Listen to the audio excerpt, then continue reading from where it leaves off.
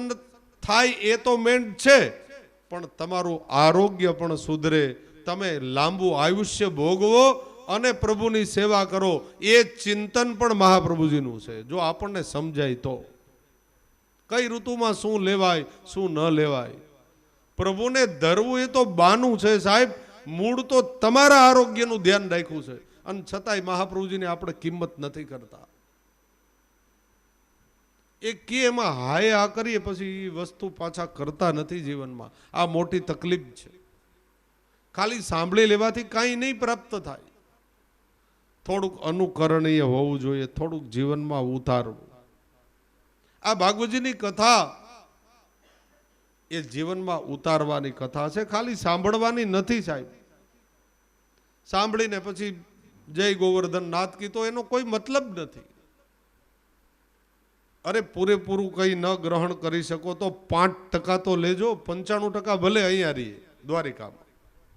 5% જીવનમાં આવશે ને તોય આપણું જીવન ઉત્તમ બની જશે. તો અહીંયા પરીક્ષિત રાજાએ પ્રશ્ન કર્યો, ગુરુદેવ તમે એ તો કહો કે ધર્મ કોના આધારે રહે? ધર્મને આધાર કોનો? આખા જગતને તો ધર્મનો આધાર. આ આખું જગત અને હું તમે બધા આપણે ધર્મના આધારે રહીએ. કારણ કે ઋગ્વેદમાં બતાવ્યું ધર્મો રક્ષેતિ રક્ષિતઃ. ધર્મની જો તમે રક્ષા કરશો તો જ ધર્મ તમારી રક્ષા કરશે. ઘરમાંથી એકવાર ધર્મ વયો ગયો તો જય શ્રી કૃષ્ણ, તમારી રક્ષા કરવા વાળું કોઈ નથી. આપણે બધા ધર્મથી રક્ષાયેલા છીએ, એટલે ધર્મમ રક્ષેતિ રક્ષિતઃ. ધર્મની તમારે રક્ષા કરવાની અને ધર્મ તમારી રક્ષા કરે. આ તો અન્યોન્ય થયું. તો એ ધર્મથી આપણે રક્ષાયેલા છીએ. પણ અહીંયા પરીક્ષિત રાજા નોખો પ્રશ્ન કરે છે, ગુરુદેવ ધર્મથી આપણે રક્ષાયેલા છીએ, પણ ધર્મ કોના આધારે રહે છે? ધર્મને કોઈનો આધાર તો જોઈએ ને. પરીક્ષિત રાજાનો પ્રશ્ન સાંભળીને સુખદેવજી મહારાજને આનંદ થાય છે. હે રાજા, ધર્મને 3 વસ્તુનો આધાર છે. 3 વસ્તુ ઉપર ધર્મ ટકેલો છે. પેલો ધર્મ એ સ્થાન ઉપર ટકેલો છે. સ્થાન પરત્વેનો ધર્મ. ત્યાંથી આગળ સમય પ્રમાણેનો ધર્મ. અને ત્રીજું પાત્ર ઉપર ધર્મ ટકેલો છે. આ 3 ઉપર ધર્મ ટકેલો છે. બરાબર સાંભળજો આ વાત. આપણને ધર્મનો આધાર, પણ ધર્મને 3 આધાર લેવા પડ્યા છે. સમય, પાત્ર અને પરિસ્થિતિ એટલે સ્થાન. આમાં સમજાય છે બરાબર કે હજી આમ થોડું સહેલું કરીને કહું? હા, થોડું ક્લિષ્ટ લાગે છે, થોડું અઘરું પડે છે કે ધર્મને 3 પ્રકારના આધાર. એકદમ એને હળવું કરીને આપને બતાવું કે ધર્મને 3 આધાર. એનો અર્થ એ છે કે ધર્મ છે એ પરિવર્તનશીલ છે. ધર્મ એકનો એક નહીં રહે સાહેબ. આજે જેને તમે ધર્મ ગણો છો એ ધર્મ કાલે પરિવર્તન થઈ ગયો હશે. તમારે એ ધર્મની સાથે ચાલવાનું છે, ધર્મ તમારી સાથે નહીં ચાલે. ધર્મ એ પરિવર્તનશીલ છે. આજે કહેવાતો ધર્મ આવતીકાલે અધર્મ બની જશે. આજે જેને તમે ધર્મ માનો છો એ આવતીકાલે અધર્મ કહેવાતો હશે.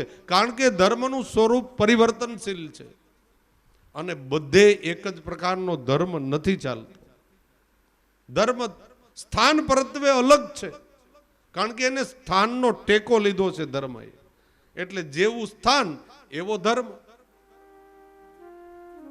પહેલાના જે વૈષ્ણવો હતા, આજથી 60-70 વર્ષ પહેલાના વૈષ્ણવો, મરજાદી ભાઈઓ, તો એ કુવે જલ લેવા જતા ને ત્યારે આપ શ્રી વલ્લભકુળની એવી જ આજ્ઞા હતી કે કુવાના જલ સિવાય પ્રભુની સેવા પહોંચાય જ નહીં. તો હવે આપ અમેરિકામાં રહ્યો, ક્યાં કૂવો ગોતવા જાશો? કોઈ લંડનમાં રહે છે, કોઈ મુંબઈમાં રહે છે. અરે સુરતમાંય નથી મળતા કૂવા. જુનાગઢમાં કૂવો ગોતવો અઘરો થઈ ગયો, તો અમેરિકામાં તો ક્યાંથી મળશે? તો હવે શું કરવાનું? સેવા કરવી કે ના કરવી પ્રભુની?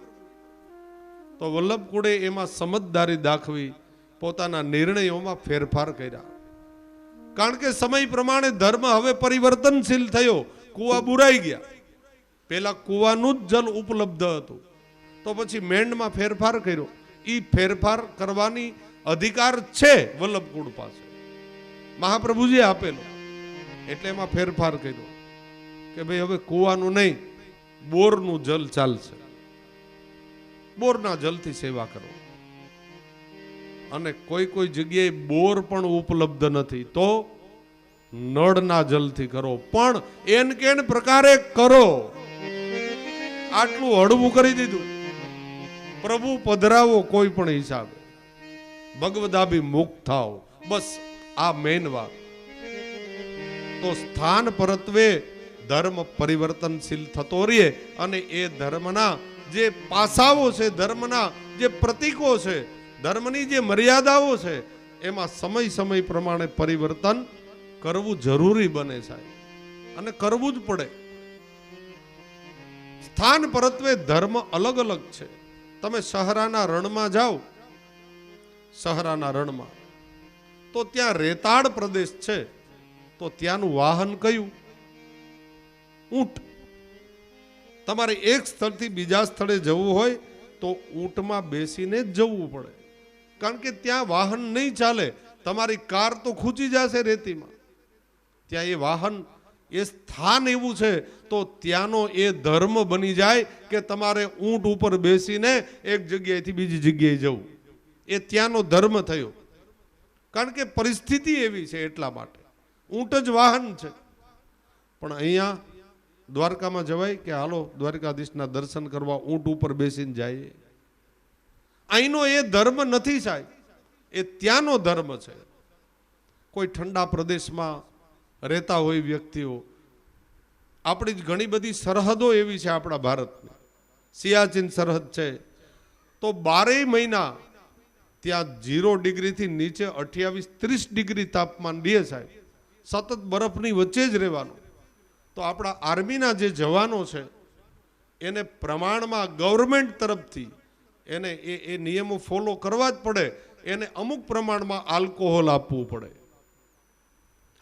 એને લેવું જ પડે. એ એમ કે હું વૈષ્ણવ છું, નહીં લઉં તો એ ન્યા ન ચાલે.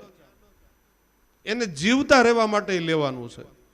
મહત્વનું આ સાધન છે, આ જીવ છે, આ શરીર છે, એને સાજું રાખવા માટે કદાચ આલ્કોહોલ લેવો પડે તો લેવો પડે. પણ અહીંયા ગુજરાતમાં બોટલ ખોલીને બેસાય, એ અહીંનો ધર્મ નથી સાહેબ, ત્યાંનો એ ધર્મ છે. કારણ કે એના પ્રમાણમાં એક ઢાંકણું, એક પેગ પીને એ પોતાનું જીવન બચાવે છે, એટલે લેવું જરૂરી છે. ગુજરાતમાં પીને રોગને નોતરે છે, એટલે અહીંયા એ પીવો એ અધર્મ છે, ત્યાં પીવો એ ધર્મ છે. એક જગ્યાએ થતી હત્યા એ પણ ધર્મ છે, બીજી જગ્યાએ થતી હત્યા એ અધર્મ છે. મહાભારતના યુદ્ધમાં કરોડોની હત્યા થઈ, એને ધર્મ કેવો કે અધર્મ? એ ધર્મ હતો. ત્યાં કરોડોને કાપ્યા છે, મરાણા. નિર્દોષોની પણ હત્યા થઈ, પણ અંતે એનો સરવાળો માંડો તો એ ધર્મ યુદ્ધ ગણાયું છે. કારણ કે એ કરવું જરૂરી હતું સાહેબ. એ ન થાય તો આ જગત જ રેમ ન હતું, તો મૂળ ધર્મો નાશ પામતા હતા. એટલે ભગવાન એમ કહે છે કે હું બધું સહન કરી લઉં, કદાચ હું મારું પદ પણ જતું કરી દઉં, પણ મારા ધર્મને કંઈ ન થવા જોયું. એટલા માટે તો હું પ્રગટ થાઉં છું. યદા યદા હિ ધર્મસ્ય, ધર્મનો વાળવાકો ન થવા દઉં. કદાચ મારું ઐશ્વર્ય જતું કરી દઉં. મને આટલો નર સંહાર એ મંજૂર છે, જો એક ધર્મ ટકી રહેતો હોય તો. ધર્મ માટે જે કરવું પડે એ કરું. તો કહેવાનો મતલબ, ધર્મને 3 પ્રકારના ટેકા છે: સ્થાન પરત્વે ધર્મ, પાત્ર પરત્વે ધર્મ અને સમય પરત્વે ધર્મ. આ ધર્મના સ્વરૂપ છે. અને ધર્મ છે એ નિત્ય, એ બદલાતો રહે છે. એકનો એક ધર્મ કાયમી નહીં ચાલે. હા, હજી ટૂંકમાં સમજાવું તો તળપદી ભાષામાં આપણા સૌરાષ્ટ્રના ગામડાઓમાં, વાડલા ને આપ બધાનું ગામ, આજથી 45-50 વર્ષ પહેલા ગામડામાં આપણે બધા રહેતા, તો ગામડામાં જે લગ્ન થતા દીકરીઓના, એ વખતે લાજ કાઢીને લગ્ન થતા. થતા કે ના થતા? લાજ કાઢીને લગ્ન થતા ને. આ માળીઓના લગ્ન લાજ કાઢીને જ થયા હશે. સાચી વાત કે ખોટી? અને એ વખતે કોઈ શહેરમાંથી માગવું આવે દીકરીનું, અને એ આવીને ફરમાઈશ કરે કે અમારે વીડિયા ઉતારવા છે. એ વખતે વીડિયા એટલે બહુ સાવકાર માણસો વીડિયા ઉતારે, અને બહુ પૈસાવાળા માણસો હોય તો ફોટા પડાવે, અને એ જોવા માટે તો આખું ગામ ભેગું થતું કે વિડીયો કેવી રીતે ઉતરે. નવું હતું. એટલે આવીને કહે કે અમારે દીકરાની તમારી દીકરી સાથે સગાઈ કરીએ, પણ જો તમે ખુલ્લા મોઢે લગ્ન કરી દો તો. એટલે આપણા બધા ગલઢિયાઓ શું કહેતા, ઈ નહીં બને, તમારે સગાઈ કરવી હોય તો કરો, દીકરીને ખુલ્લા મોઢે માંડવામાં નહીં લઈ આવીએ, એમાં અમારી આબરૂ શું, એમ કહેતા. અને એમાં સગાઈ ન થતી, વયા જતા. એ કે તો નથી કરવી, તો કે તો કાંઈ નહીં, અમે બીજા ગામડામાં આપશું ક્યાંક દીકરી, પણ ખુલ્લા મોઢે તો નહીં જ પરણાવી. ઓલો બહુ સારું ભણેલો હોય છતાં એ માગું જતું કરે એક લાજ માટે.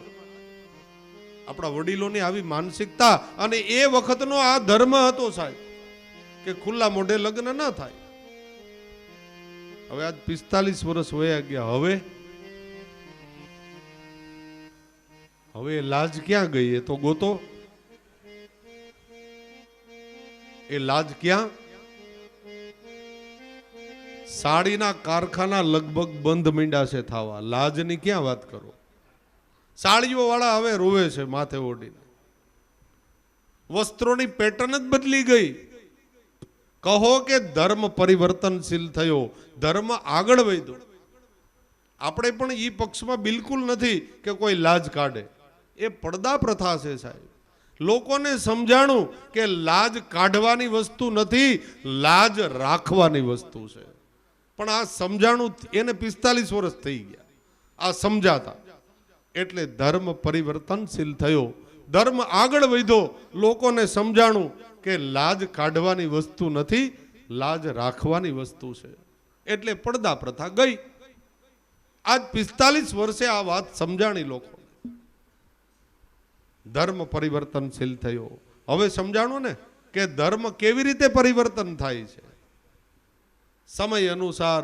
અને આપણે ધર્મની સાથે ચાલવું પડે, નહીતર તમે સમાજમાંથી બહાર ફેંકાઈ જશો. આજે તમારા કોઈ વહુ પરણીને આવે દીકરાના, એને તમે ફરજ પાડો તો કે લાજ તો કાઢવી જ જોશે. એ નોખી થઈ જાય, તમારી સેવા ન કરે સાહેબ, બીજું કાંઈ ન થાય. અને સગાઈ પહેલા જો આપ પ્રોસિજર કરો બધી, તો સગાઈ જ ના થાય. અને અમથી નથી થતી, કેટલા વાંઢા રખડે. આજે તો મોટામાં મોટો પ્રશ્ન આ છે. તો ધર્મ છે એ પરિવર્તનશીલ છે, અને ધર્મ આ 3 વસ્તુ ઉપર એ ડિપેન્ડ છે. એના 3 તત્વો બતાવ્યા સુખદેવજી મહારાજે. हर युग में बदलते धर्मों को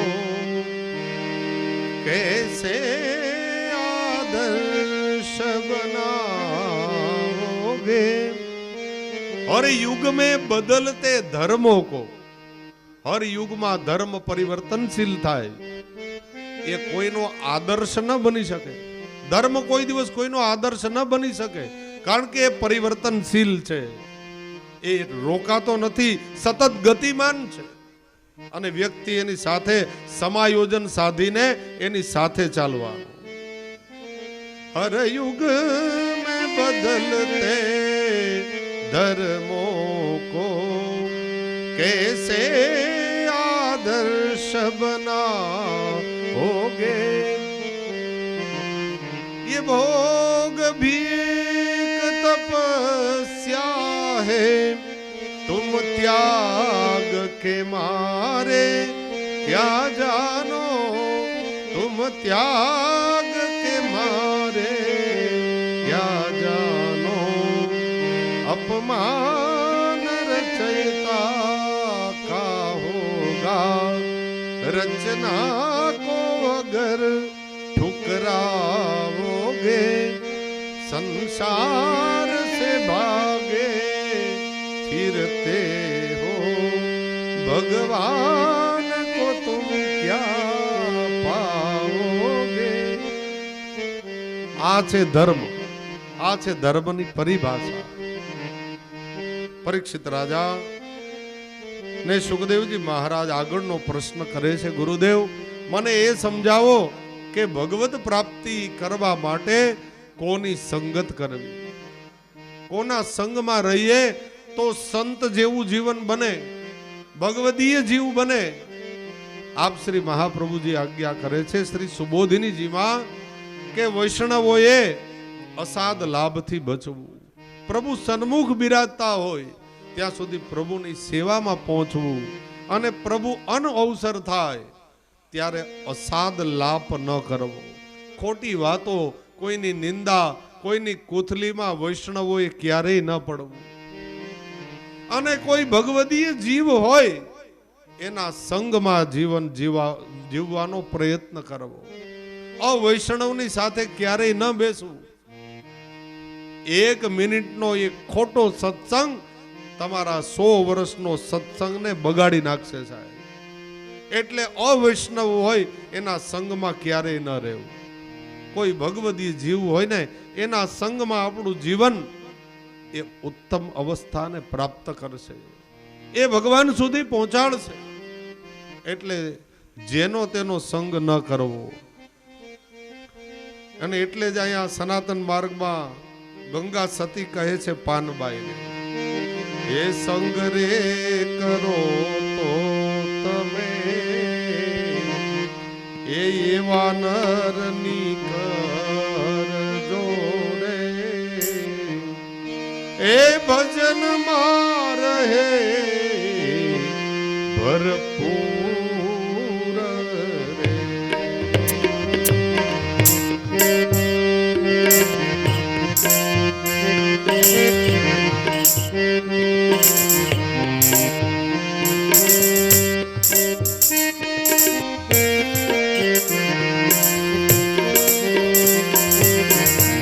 મેરું તો ડગે પણ જેના મનડા ડગે નહીં રે,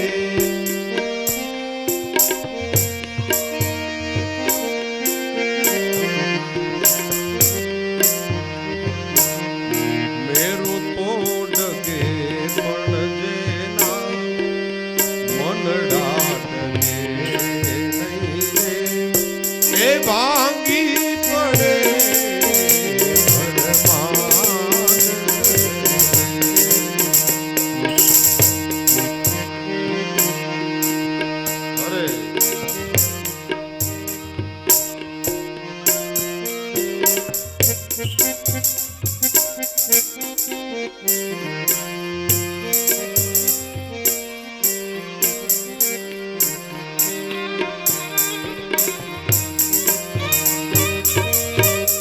સંગતું કરો તો તમે એવા નરની કરજો ને, ભજન માં રહે ભરપૂર, સંગતું કરો તો એવા નરની કરજો ને,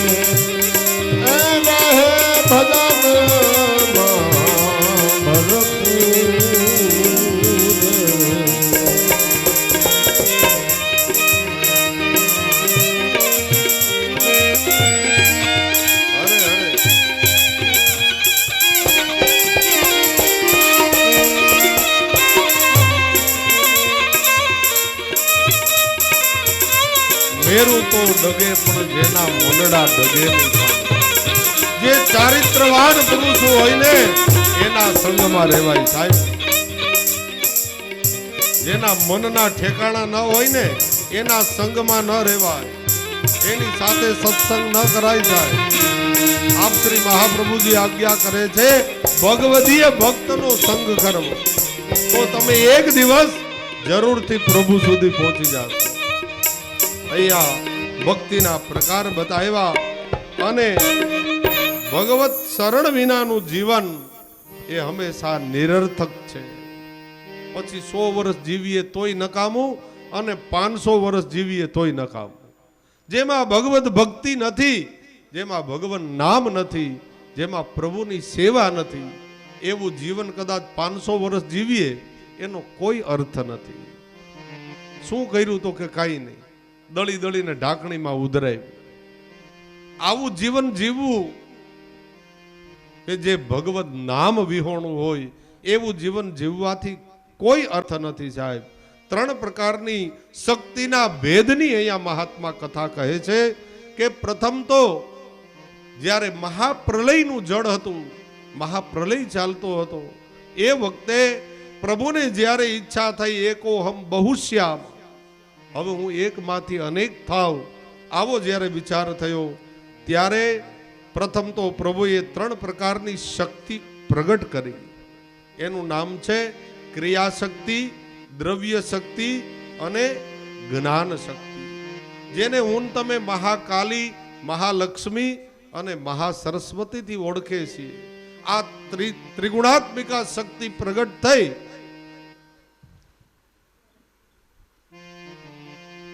ગઈ કાલે જ હજી નવરાત્રી પૂરા થયા ને, આ શક્તિના જ દિવસો હતા ભાઈ. હે, આ શક્તિના જ પ્રકારોના દિવસો હતા. નવરાત્રી છે, 9 દિવસ રાત્રિ. આ 9માં 3 દિવસના વિભાગ પાડેલા છે. પ્રથમ 3 દિવસ એ મહાકાલીના, પછી 3 દિવસ એ મહાલક્ષ્મી અને પછીના 3 દિવસ એ મહાસરસ્વતી. આ 3 શક્તિનું પર્વ છે એટલે નવરાત્રી છે સાહેબ. અને એ વર્ષમાં 4 વખત આવે છે. નવરાત્રી 4 વખત આવે. આ ઘણાને ખબર જ નથી. ઘણા આસો મહિનાના એક જ નવરાત્રીને ઓળખે છે. 4 નવરાત્રી આવે આખા વર્ષ દરમિયાન. જો અત્યારે ચૈત્ર મહિનાના નવરાત્રી ગયા, હવે કયા આવશે? અષાઢ મહિનાના. અષાઢ મહિનામાં પણ જે 9 દિવસ પહેલા આવે એ નવરાત્રી છે. ત્યાર પછી આવે આસો મહિનો, આસો મહિનાના નવરાત્રી, અને ત્યાર પછી મહા મહિનાની નવરાત્રી. આ 4 નવરાત્રીના પર્વ છે સાહેબ. અને એમાં શક્તિની ઉપાસના કરવાનું મહત્વ છે. આસો મહિનાની જ્યારે નવરાત્રી આવે ત્યારે આપણા પુષ્ટિ માર્ગમાં એ નવ વિલાસના દિવસો આવે. બરાબર ને? પ્રભુની સંગે એ રાસ રમવાનો ઉત્સવ એટલે નવ વિલાસ છે. એ નવ વિલાસમાં પણ એક સખીની સાથે પ્રભુએ રાસ રમ્યા છે. એનો વિશેષ વર્ણન આપ શ્રી મહાપ્રભુજીએ શ્રી સુબોધીજીનીમાં કર્યું છે. આ નવ વિલાસની 9 રાત્રિઓ, એમાં શ્રી યમુનાજીનું સ્થાપન કરી અને 41 દોડપદ જે છે એના આપણે વૈષ્ણવો એ પાઠ કરે છે. આપણા માટેની એ નવરાત્રિ છે વૈષ્ણવો માટે. આપણે શારદીય નવરાત્રિમાં બહુ ન પડીએ તો વૈષ્ણવોને સ્વધર્મ પ્રમાણે નવ વિલાસ અને યમુનાજી એમાં બધી શક્તિઓ તિરોધાન થયેલી છે. એટલે આપણે વિશેષ કોઈ શક્તિની ઉપાસના કરવાની જરૂર નથી. આપણા માટે શ્રી મહારાણીજી, આપણી માં, એમાં બધી શક્તિ આવી ગઈ. એટલે એ વખતે જપ પાઠનું એ વિશેષ મહત્વ છે. આ 3 પ્રકારની શક્તિ અને શક્તિનું પર્વ એટલે નવરાત્રી.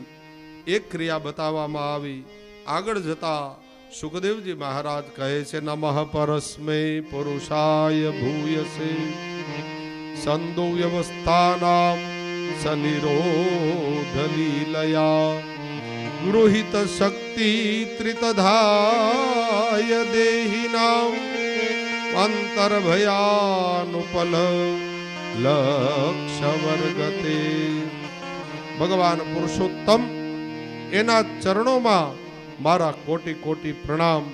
જેમનો મહિમા એ અપરિમિત છે, જેનો મહિમા હું તમે વર્ણન ન કરી શકીએ, એ પ્રભુનો વર્ણન કરવા માટે જ આ ત્રણ શક્તિઓની જરૂર પડે.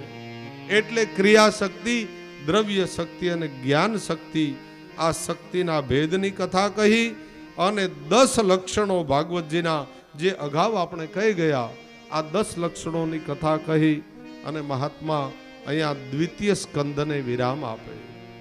તૃતીય સ્કંદ એમાં 33 અધ્યાયની કથા છે તૃતીય સ્કંદમાં, અને 33 એના દેવતાઓ પણ રહેલા છે. આ 33 અધ્યાયની કથા શ્રી શ્રીનાથજી બાવાના એ જમણો હસ્ત કમલ છે આ તૃતીય સ્કંદ, અને આ છે સર્ગલીલા. સર્ગલીલા એટલે પ્રભુથી પ્રગટ થયેલી સૃષ્ટિનું જેમાં વર્ણન છે. બ્રહ્માની જે સૃષ્ટિ આગળ વધી અને બ્રહ્માએ પોતાના દેહનો વિસ્તાર કરી અને આ જગતને જે પ્રગટ કર્યું એનું વર્ણન એટલે સર્ગલીલા. હવે બ્રહ્માની સૃષ્ટિનું એ વર્ણન અહીંયા સર્ગલીલામાં બતાવ્યું. શ્રી સુકૌવાચ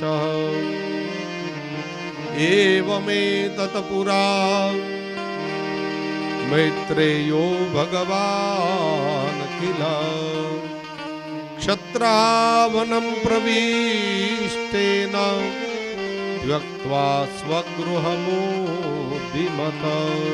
એ પરીક્ષિત, જે વાત તમે મને પૂછી હતી તે જ વાત અગાઉ પોતાના મુખની સમૃદ્ધિપૂર્ણ એ ઘરનો ત્યાગ વિદુરજીએ શા માટે કર્યો હતો એ તમે મને પ્રશ્ન કરેલો હતો કે વિદુરજી 36 વર્ષ યાત્રા કરવા માટે શા માટે ગયા હતા? આવું સંપત્તિથી પરિપૂર્ણ ભરેલો ભંડાર, ઘર, રાજ્ય, એનો ત્યાગ વિદુરજીએ શા માટે કર્યો હતો? તો એનો જવાબ હવે હું તને આપું છું કે વિદુરજીએ મહાભારતના યુદ્ધ પહેલા હસ્તિનાપુરનો શા માટે ત્યાગ કર્યો.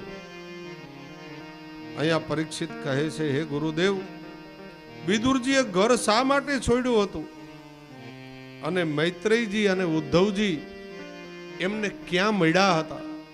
પ્રભુનો છેલ્લો ઉપદેશ એ ક્યાં મળ્યો હતો વિદુરજીને? કોની સાથે સત્સંગ થયો હતો? એ કથા આપ મને કહી સંભળાવો.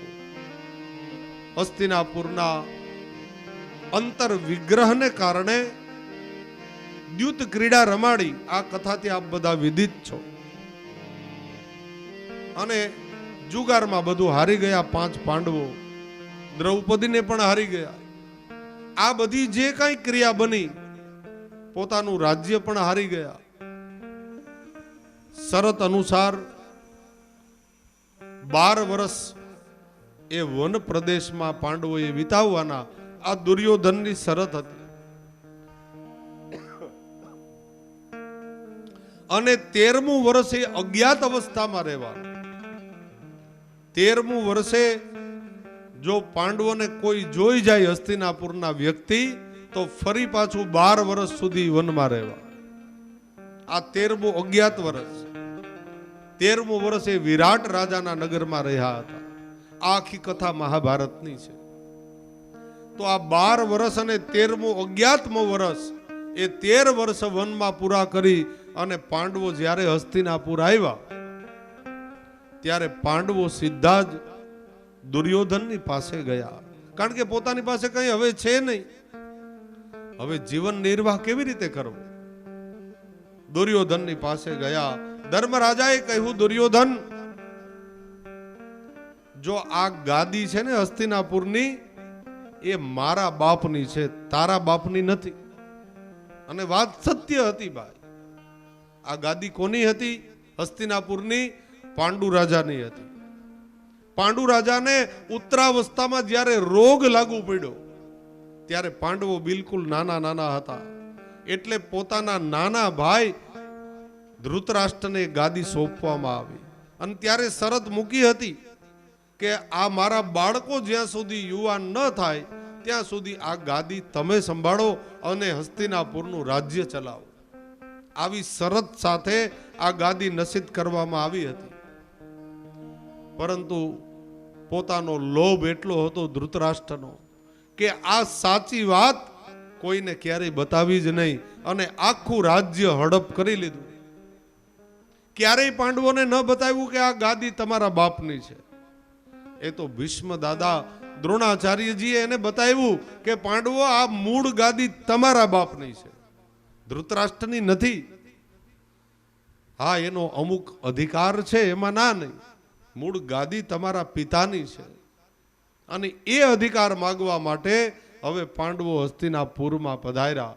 ધૃતરાષ્ટ્રને કહ્યું, જ્યેષ્ઠ પિતાશ્રી, હવે આ આખી ગાદી જ અમારી છે, પણ અમે થોડીક ઔદાર્યતા રાખીને કહીએ કે અમને અડધું રાજ્ય આપો, અડધું તમે રાખો, એટલે આપણે ઝઘડો ન થાય. બે હિસ્સામાં વેચી દો આ રાજ્યને, અડધું અમારું અડધું તમારું. ધૃતરાષ્ટ્રએ નિશાસો નાખીને કહ્યું, ધર્મરાજા, જો મારું ચાલતું હોય તો હું તમને આખે આખું આપી દઉં, પણ મારા સંતાનો પાસે હવે મારું કાંઈ ચાલતું નથી. રાજ્યના યુવરાજ પદ જ મેં દુર્યોધનને આપી દીધું. યુવરાજ પદનો અર્થ થાય ભવિષ્યનો રાજા. ધૃતરાષ્ટ્ર મરે એટલે ગાદી સીધી દુર્યોધનને જ મળી જાય. એના મનમાં પણ પાપ હતું યુધિષ્ઠિરના, એટલે કોઈને પૂછ્યા વગર દુર્યોધનને યુવરાજ પદ આપી દીધું હતું. એટલે આ રાજ્યના બટવારા જ ન થાય, એનો કોઈ ભાગનો અધિકારી જ ન થાય. આવો મહાપાપી હતો ધૃતરાષ્ટ્ર, એટલે યુવરાજ પદ આપી દીધું. ધૃતરાષ્ટ્રે કહ્યું, ધર્મરાજા, મારું કાંઈ ન ચાલે, હવે દુર્યોધન કે ને એમ કરો, તમે એની પાસે જાઓ અને અડધું રાજ્ય માગો. ધર્મરાજાએ કહીને કહ્યું દુર્યોધનને કે ભાઈ, તારા પિતાએ પણ આજ્ઞા કરી છે અને હું તારાથી મોટો છું, હું પણ તને આજ્ઞા કરું છું કે અમારું અડધું રાજ્ય અમને સોંપી દે. અને આ તરફ દુર્યોધને કહી દીધું, રોકડા શબ્દમાં પકડાવી દીધું કે અહીંયા તમારો 1% પણ ભાગ નથી અને ક્યારેય હું તમને આમાંથી અડધો નહીં, 1% પણ રાજ્ય નહીં મળે. જાઓ, તમારાથી થાય ને એ કરી લ્યો, તમારાથી જે થતું હોય તે કરો, આમાંથી કોઈ ભાગ નહીં મળે. હવે ધર્મરાજાને પાંડવોને કોઈ આશ્રય સ્થાન હોય તો એક જ આશ્રય સ્થાન હતું અને ભગવાન દ્વારિકાધીશ. બધા પાંડવો, કુંતાજી, દ્રૌપદીની સાથે બધા હવે દ્વારિકા પધાર્યા. દ્વારિકામાં પ્રભુ બિરાજતા હતા. પાંડવોને સાંત્વના આપી, તમે ચિંતા ન કરો, ભગવાન બધોય કંઈક સારો માર્ગ કાઢી આપશે. પોતે ભગવાન છે એમ નથી કહેતા, ભગવાન કંઈક સારો માર્ગ બતાવી દેશે, ચિંતા ન કરો. પાંડવોને કેટલા સમય સુધી અહીંયા દ્વારિકામાં રાખ્યા અને કેટલો સમય થયો પછી ભીમ છે ને, એ તો કોઈના હાથમાં રહેતો નહીં, એ અતિ ક્રોધી હતો ને બળવાન હતો. એટલે ભીમભાઈએ પ્રભુને કીધું કે પ્રભુ, હવે તમે કાંઈ કરો છો કે હું મારી રીતે કરું? જો હું હસ્તિનાપુર હવે ગયો ને તો હવે સારા વાટ નથી, પછી હવે યુદ્ધ એ જ કલ્યાણ થશે.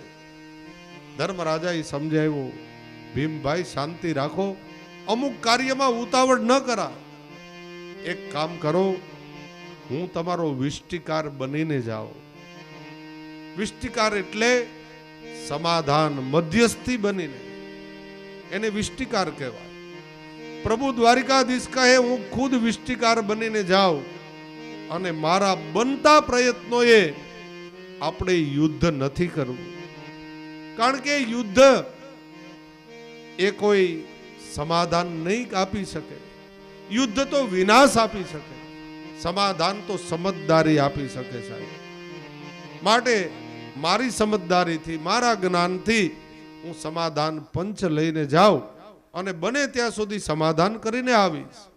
જો કોઈ વિકલ્પ જ નહીં બચે તો જ યુદ્ધ થશે. ઘણા લોકો દ્વારિકાધીશ ઉપર આરોપ કરે છે, શંકા કરે છે કે ભગવાને માથે ઉભા રહીને યુદ્ધ કરાયું. આ બિલકુલ ખોટી વાત છે સાહેબ. દ્વારિકાધીશે 3 વખત પ્રયત્ન કર્યા છે આ યુદ્ધને રોકવા માટેના સાહેબ, 3 વખત. પ્રભુ ક્યારેય સંહારમાં માનતા નથી, એ તો અહિંસાના પૂજારી છે સાહેબ. એ થોડી હિંસા કરાવે, લોકો ખોટું આડ નાખે છે દ્વારિકાધીશ ઉપર. પ્રભુએ બહુ પ્રયત્ન કર્યા છે આ યુદ્ધને રોકવા માટેના. હસ્તિનાપુર સમાચાર આપ્યા કે દ્વારિકાધીશ આવતીકાલે વિષ્ટિકાર બનીને સમાધાન પંચ લઈને આવે છે. અહીંયા દુર્યોધનને ખબર પડી ગઈ કે દ્વારિકાધીશ પ્રભુ પધારે છે. સૈનિકોને આજ્ઞા કરી, જાઓ આખું હસ્તિનાપુરને શણગારો.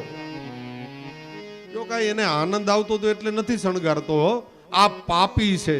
આ એની ચાલ હતી સાહેબ કે દ્વારિકાધીશને મારા પક્ષમાં કરી લઉં તો અડધું રાજ્ય મારે પાંડવોને ન દેવું પડે. દુર્યોધન જાણતો હતો પ્રભુ રસના રસિયા છે. દ્વારિકાધીશ રોજ 56 ભોગ આરોગે છે. તો આજે પણ પ્રભુ માટે એવો ઉત્તમ 56 ભોગ સિદ્ધ કરાવું કે દ્વારિકાધીશ રાજી રાજી થઈ જાય અને મારે એને અડધું રાજ્ય ન આપવું પડે. આ મેલી કૂટનીતિ રાજનીતિ હતી સાહેબ દુર્યોધનમાં. એટલે દુર્યોધને રસોઈ ઘરમાં આજ્ઞા કરી, આજ એવો સુંદર રાજભોગ સિદ્ધ કરો 56 ભોગ કે પ્રભુ બસ આનંદ થઈ જાય અને પ્રભુ મારા પક્ષમાં આવી જાય. આખા નગરને શણગાર્યું. ધજા પતાકા તોરણ માલા સુગંધિત ગુલાબ જળના છંટકાવ કરવામાં આવ્યા. બંદીજન ચારણ ભાટ બ્રાહ્મણો આજ બધા મુખ્ય માર્ગ ઉપર પધાર્યા. હસ્તિનાપુરના દરવાજા પાસે બધા રાહ જુએ છે દ્વારિકાધીશ પ્રભુ ક્યારે પધારે. વિદુર અને સુલભા ભગવાનના પરમ ભક્ત છે સાહેબ. વિદુર અને સુલભા પણ એક વૃક્ષની પાછળ ઊભા રહીને પ્રભુનું દર્શન કરવા માટે પધાર્યા. આ પ્રભુના પરમ ભક્ત છે વિદુર અને સુલભા. આ પુષ્ટિ માર્ગીય ભક્ત છે. દ્વારિકાધીશનો રથ દૂરથી દેખાયો. સમાચાર મળ્યા કે દ્વારિકાધીશ પ્રભુ પધારે. 4 અશ્વો જોડેલા હતા. સુંદર સોનાનો રથ જાણે કે વાયુ વેગે ચાલતો હોય. પ્રભુ મકરાકૃતના જે કુંડળ પહેર્યા હતા એકદમ જડાહડા સૂર્યના પ્રકાશમાં ચમકે છે સાહેબ. સુંદર રત્ન જડિત મુગુટ પ્રભુએ ધારણ કર્યો. પીળા પિતાંબરો સુંદર વેણીજી પધરાવ્યા. કરેણના સુંદર પુષ્પ પધરાવ્યા. આગળ વૈજંતી માલા પ્રભુને સોહાઈ છે. સુંદર અશ્વો જોડેલા હતા. સુવર્ણનો રથ ધીરે ધીરે ધીરે હસ્તિનાપુરના મુખ્ય દરવાજા પાસે આવ્યો. બધાનું દર્શન કરતા કરતા પ્રભુ આમથી આમ જુએ છે. કોને શોધતા હતા? દુર્યોધનને નહીં હો. પ્રભુ વિદુર અને સુલભાને શોધે છે કે મારા પરમ ભક્ત ક્યાં છે. કહો કે પ્રભુ વિષ્ટિકાર એ તો બાનું હતું સાહેબ. અહીં કોઈ સમાધાન કરવા પ્રભુ નથી આવ્યા. કોના માટે આવ્યા હતા? પ્રભુ વિદુર અને સુલભાનું દર્શન કરવા માટે આવ્યા. જો એવું ન વિચારતા કે આપણે જ ભગવાનના દર્શન કરવા જઈએ છીએ. ક્યારેક ક્યારેક પ્રભુને પણ ઈચ્છા થાય કે મારો આવો પરમ ભગવદીય જીવ શું કરે છે, ત્યારે પ્રભુ પણ ભગવદીય જીવના દર્શન કરવા માટે પધારે છે. પ્રભુ દર્શન આપવા પણ પધારે અને પ્રભુ દર્શન કરવા પણ પધારે. શ્રીમદ પ્રભુ ચરણ ગુસાઈજીને વિયોગ થયો હતો. એ વખતે શ્રીનાથજી બાવા અટારીમાંથી બારી હતી મંદિરની, એમાંથી ગુસાઈજીને રોજ દર્શન આપતા હતા. પ્રભુ માત્ર દર્શન આપે એમ નહીં, દર્શન કરવા પણ પધારે. પ્રભુને પણ વિયોગ થાય અને આપણને પ્રભુનો વિયોગ થાય એમાં બહુ કઈ નવાઈ નહીં. જીવને તો થાય, હૃદયમાં તાપ કલેશ પણ થાય અને પ્રભુના દર્શનની તાલાવેલી પણ થાય, એમાં કઈ નવાઈ નહીં. પણ જ્યારે પ્રભુને આપણો વિયોગ સતાવે, પ્રભુને જ્યારે તાલાવેલી થાય કે મારો ભક્ત ક્યાં ગયો, ત્યારે સમજો કે હવે પ્રભુની કૃપા થઈ આપણા ઉપર. પ્રભુને જ્યારે આપણા વગર ન ગમે, ગજન ધાવન થયા ને, પ્રભુના પરમ સેવક હતા મહાપ્રભુજી ગજન ધાવન. પ્રભુના મહાપ્રભુજીના ઘરમાં બે સ્વરૂપ બિરાજતા હતા, એક શ્રીનાથજી બાવા અને નવનીત પ્રિયાજી. એ નવનીત પ્રિયાજીમાં આ ગજન ધાવનની એનો સ્નેહ હતો અને અન્યોન્ય સ્નેહ હતો પાછો, અને ઠેઠ વ્યસન દશા સુધી પહોંચેલા હતા ગજન ધાવન. એક વખતે આપ શ્રી સેવામાં બિરાજતા હતા, પ્રભુનો રાજભોગનો સમય થયો અને મહાપ્રભુજીને યાદ આવ્યું કે બીડા તો હજી સિદ્ધ કર્યા નથી, પ્રભુને રાજભોગ ધરીએ પછી બીડા ધરવાના થાય, તો બીડા માટે પાન ખલાસ થયા હતા. એટલે પોતાના વહુજીને કહ્યું કે પાન મગાવી આપો પ્રભુ માટે, બીડા માટે. અને વહુજીને એ ખબર નહોતી અક્કાજીને કે આ ગજન ધાવનનો નવનીત પ્રિયાજીમાં આ વ્યસન દશામાં જીવે છે, એને ખબર નહોતી. એટલે ખબર નહીં અને આજ્ઞા કરી, જા ગજન તું હાટડી એથી પાન પધરાવીને આવ. હવે અક્કાજીનો જ્યારે આજ્ઞા થાય તો એ આજ્ઞાને તો અનુસરવું જ પડે. એ જ વખતે ગજન ધાવન દોડવા લાગ્યા, હાટડીએથી પાન પધરાવી અને જ્યાં પાછા પધારતા હતા રસ્તામાં નવનીત પ્રિયાજીનું સ્મરણ થયું અને એક ક્ષણનો વિરહ એનાથી સહન ન થયો. મારા પ્રભુ મારી સન્મુખ નથી, અને એટલો બધો તાપ વધ્યો હૃદયમાં કે ગજન ધાવન મૂર્છિત થઈને નીચે પછડાયા. અને અહીંયા આપ શ્રી મહાપ્રભુજીએ રાજભોગમાં પ્રભુને પધરાવ્યા, નવનીત પ્રિયાજીને પધરાવ્યા. રાજભોગ સરાવી સિદ્ધ કરી પ્રભુને ધરાવીને કહે, પ્રભુ આરોગો. શ્રીનાથજી બાબા તો આરોગે છે, પણ નવનીત પ્રિયાજી કહે, વલ્લભ મેં એસે નહીં આરોગુંગો. મહાપ્રભુજી કહે, પ્રભુ મારી કોઈ ચૂક, કઈ ભૂલ? બોલે, તારી કોઈ ભૂલ નથી. जब मेरो गजनो आवेगो ना तब मुझे आनंद आएगो, तब मैं भोजन आरोगूंगो. मैं गजना के बगैर एक कौर भी नहीं आरोगूंगो. मारो गजनो नहीं आवे ने ત્યાં સુધી હું મને ભોજન ગળે જ ન ઉતરે. વલ્લભ મારો ગજનો સન્મુખ બિરાજે તો હું ભોજન કરી. ત્યારે મહાપ્રભુજી અક્કાજીને કહ્યું, ગજન ક્યાં ગયો? અરે એને તો મેં હાટડીએ પાન લેવા માટે મોકલો હતો. અરે કેમ હજી આવ્યો નહીં? સમાચાર મળ્યા ગજન ધાવન તો મૂર્છિત થઈને પડ્યા છે પ્રભુના વિયોગમાં. બે વૈષ્ણવોને મોકલા, ગજનના કાનમાં જઈને કહ્યું, ગજન तुम्हें नवनीत प्रियाजी बुला रहे, जल्दी कर. मूर्छित થયેલા ગજ્જનને નવનીત પ્રિયાજીનું સ્મરણ કરાવ્યું અને એ જ વખતે સુધી આવી અને દોઢ મૂકીને પધાર્યા. નવનીત પ્રિયાજીની સન્મુખ આવી કહે, કૃપાનાથ મને ક્ષમા કરો, આપને ભોજનમાં અવેર થયો, આટલી વાર લાગીને પ્રભુ આપને કેટલો પરિશ્રમ થયો હશે. ગજનના નેત્રમાંથી આંસુની ધારા વહી. સાચો ભગવદીય વૈષ્ણવ પોતાના પ્રભુને ક્યારેય પરિશ્રમ ન આપે. આ વૈષ્ણવનું પહેલું લક્ષણ છે સાહેબ. ગજન ધાવન રડવા લાગ્યો, પ્રભુ આપને અવેર થયો, આટલું મોડું થયું, મારે તમને કેટલો પરિશ્રમ થયો હશે. અને એ વખતે નવનીત પ્રિયાજી વલ્લભને કહે, મહાપ્રભુજી મારા ગજનને કોઈ કામ તમારે નહીં સોંપવાનું, એ મારી સન્મુખ જ હોવો જોઈએ. એના વગર મને એક ક્ષણ નથી ગમતું. આ છે ધન્ય જીવન સાહેબ. આપણને પ્રભુ વગર ન ગમે એમાં નવાઈ નહીં. આપણા પ્રભુને આપણા વગર ન ગમે ને ત્યારે આપણી એ ભક્તિ સિદ્ધ થઈ એમ સમજજો, ત્યારે પ્રભુની કૃપા થઈ. આ છે પ્રભુની કૃપા. ए मेरे श्रीनाथ जी प्यारे, गगन से हो जू मत जाने.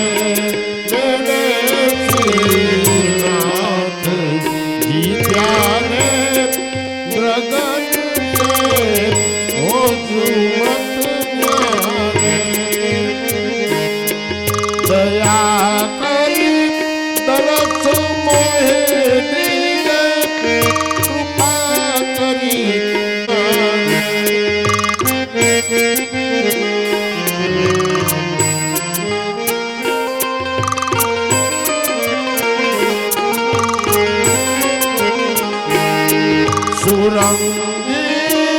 પાદ શિરસે લચક મન મારા મન મોહે લગી કોઈ કાનની લગી મોહે છે જને સુતી મેરે શ્રી નાથજી પ્યારે ગગન સે ઓજુ મત પ્યારે એ ગગન સે ઓજુ મત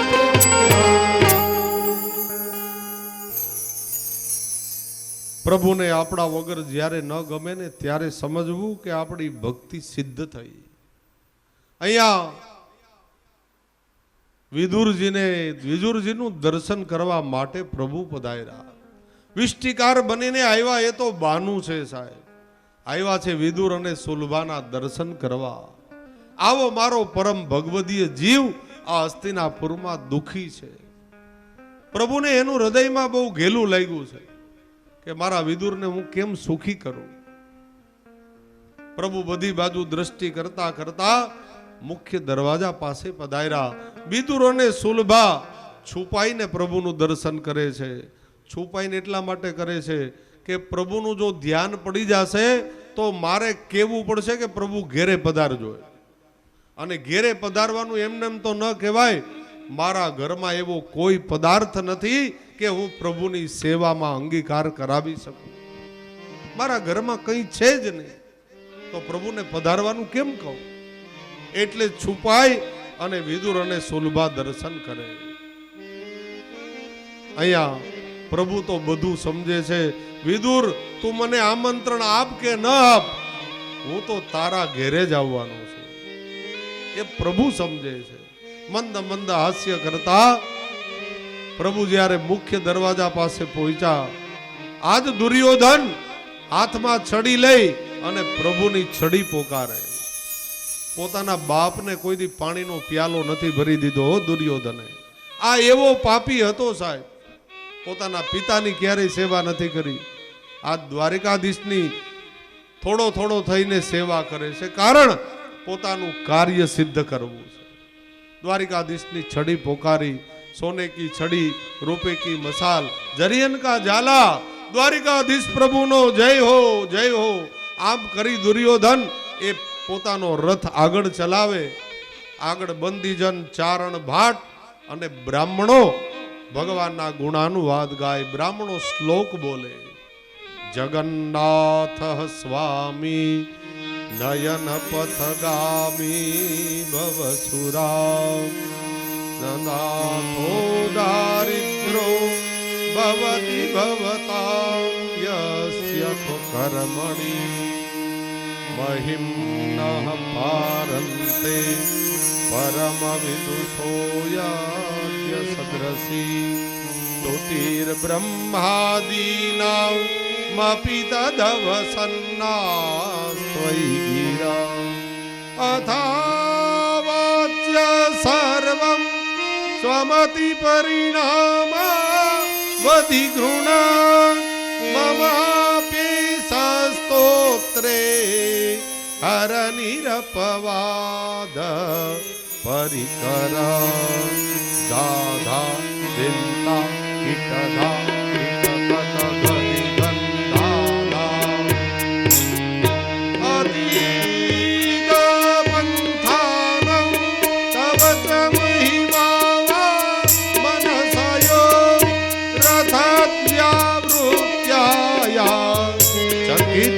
पिधस्ते सुतिरपि सकास्य स्तोतव्या प्रतिविधगुणभास्य विषया पदे तर्वाचीने पतति न मनस्य नवजा मधुस्मितं वाचे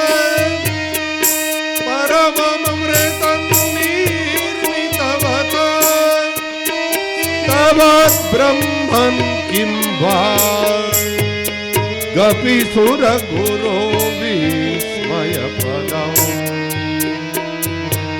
મમાત્વૈતાંબાણી ગુણકથન પુણ્યેન ભવતા પુનમિત્યર્થેસ્મિન પુરમથન બુદ્ધિર્વ્યવસિતો ઉત્તિષ્ઠ ઉત્તિષ્ઠ ગોવિંદ ઉત્તિષ્ઠ ગરુડધ્વજ ઉત્તિષ્ઠ કમલાકાંત ત્રૈલોક્યમ મંગલમ કુરુ. બ્રાહ્મણો વેદના મંત્રનો ઘોષ કરે. દ્વારિકાધીશ મંદ મંદ હાસ્ય કરતા મુખ્ય જે દરવાજો હતો એની અંદર પધારી અને કૌરવ સેનાના મધ્ય જે ભાગ હતો જ્યાં ચર્ચા કરવાની હતી એ ધૃતરાષ્ટ્રના મહેલમાં પ્રભુને પધરાવ્યા. આ દુર્યોધન પાપી હતો, પોતાના મહેલમાં નથી લઈ ગયો. કુરુવંશની જે મુખ્ય એ અધ્યક્ષ સ્થાન હતું જ્યાં આ વાર્તાલાપ થવાનો હતો, ધૃતરાષ્ટ્રના મહેલમાં પ્રભુને પધરાવ્યા. બધી બેઠક વ્યવસ્થાઓ થઈ. બરાબર મધ્યમાં દ્વારિકાધીશનું સિંહાસન પધરાયું. બરાબર એની સામે સિંહાસન એ દુર્યોધનનું હતું. પ્રભુને કહ્યું, પ્રભુ બિરાજો. દ્વારિકાધીશ બિરાજા. આ તરફ બધા મંત્રીઓ ગોઠવાયા. આ તરફ ભીષ્મ દાદા, દ્રોણાચાર્યજી, કૃપાચાર્યજી, શલ્ય, કર્ણ, વિકર્ણ, સામે ધૃતરાષ્ટ્ર અને આ બધા જ અતિરથી મહારથીઓ ગોઠવાયા. થોડી વાર થઈ. દુર્યોધને પ્રભુનો શિષ્ટાચાર જ્યારે પૂર્ણ થયો, બે હાથ જોડીને કહ્યું, દ્વારિકાધીશ એક વિનંતી કરું. દ્વારિકાધીશ કહે, બોલ. પ્રભુ જો આપ માનો તો વિનંતી કરું. દ્વારિકાધીશ કે માનવા જેવી હશે તો માનીશ. તો વિનંતી કર, તમારે માનવા જેવી હશે તો માનીશ, નહીતર નોય માનું, મારું કઈ નક્કી નહીં. પ્રભુ એક વિનંતી છે કે આ રાજ્યના કારભારની જે આપ ચર્ચા કરવા આવ્યા છો એ વાતચીત તો આપણે ભોજન પછી એ થઈ શકે ને. એટલે વિનંતી કરું, મધ્યાહન કાલ થવા આવ્યો છે, પ્રભુ આપ ભોજનમાં પધારો. આપના માટે મેં રાજભોગ 56 ભોગ સિદ્ધ કરાવ્યા. પ્રભુ કહે, બહુ સારી વાત, પણ દુર્યોધન તું પેલા મારી એક વાત સાંભળી લે, પછી તારી વાતને હું અનુમોદન આપીશ. પેલા મારી વાત સાંભળી લે. જો કાન ખુલ્લા રાખીને સાંભળી લે. હું આજે તારો મહેમાન થઈને નથી આવ્યો. સમજાય છે ને આ વાત? હું તારો મહેમાન થઈને નથી આવ્યો, હું વિષ્ટિકાર બનીને આવ્યો છું. એટલે રાજના કારભાર અથવા તો રાજકારણને લગતા જે નીતિ નિયમો હોય ને એ મને પણ બંધન કરતા છે. દુર્યોધન, રાજ્યના અનુશાસનમાં રહીને હું વિષ્ટિકાર બનીને આવ્યો છું, તો બધા પ્રતિબંધો મને પણ લાગુ પડે. હું આ વિષ્ટિકાર બનીને આવ્યો છું. દુર્યોધન, હું આજે તારો મહેમાન થઈને કોઈ સંબંધી બનીને નથી આવ્યો.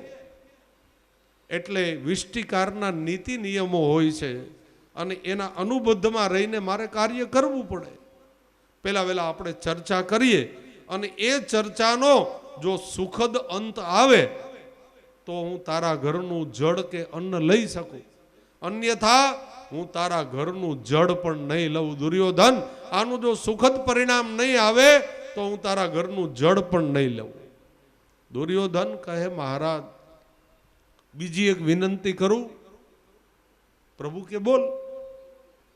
એક જ વિનંતી છે દ્વારિકાધીશ, આપ નિરાતે સુખેથી પ્રસાદ લ્યો. પ્રભુ, કેટલા વ્યંજનો મેં બનાવ્યા. અને બીજી એક વાત મારી એ છે પ્રભુ કે આ ઝઘડો છે ને અમારા ભાઈઓનો છે, આમાં તમે ન પડો ને તો સારું.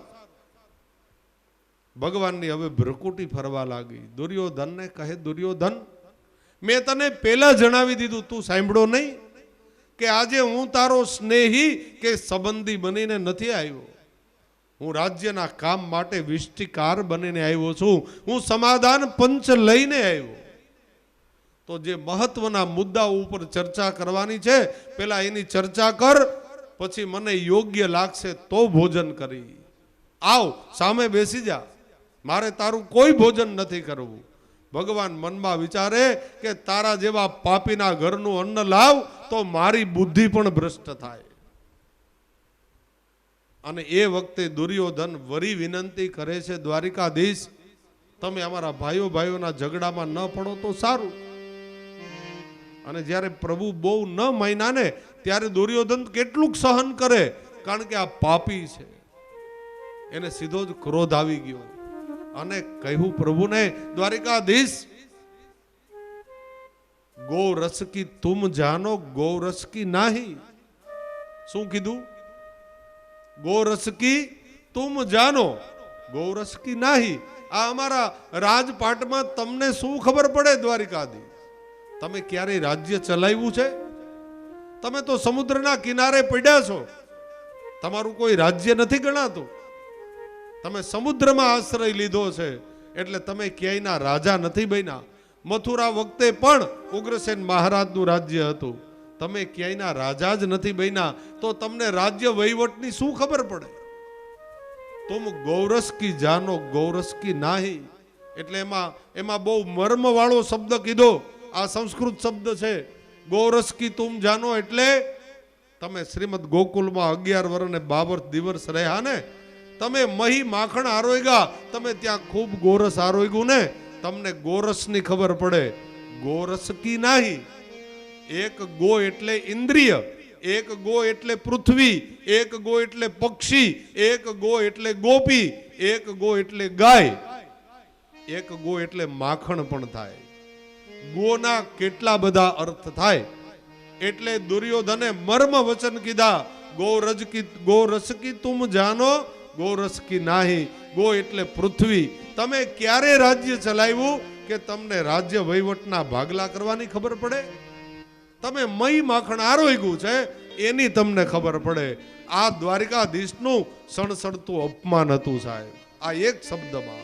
એટલે દ્વારિકાધીશની ભ્રકુટી ફરવા લાગી. ઊભા થયા દ્વારિકાધીશ. દુર્યોધન કહે સાવધાન, પકડી લ્યો આ દ્વારિકાવાળાને. અને એ વખતે ભીષ્મ પિતાન દ્રોણાચાર્ય કૃપાચાર્ય દુર્યોધનને ખીજાયા છે. દુર્યોધન તું સાવધાન થા, આ કોણ છે તને ખબર છે? સાવધાન તારે થવાની જરૂર છે.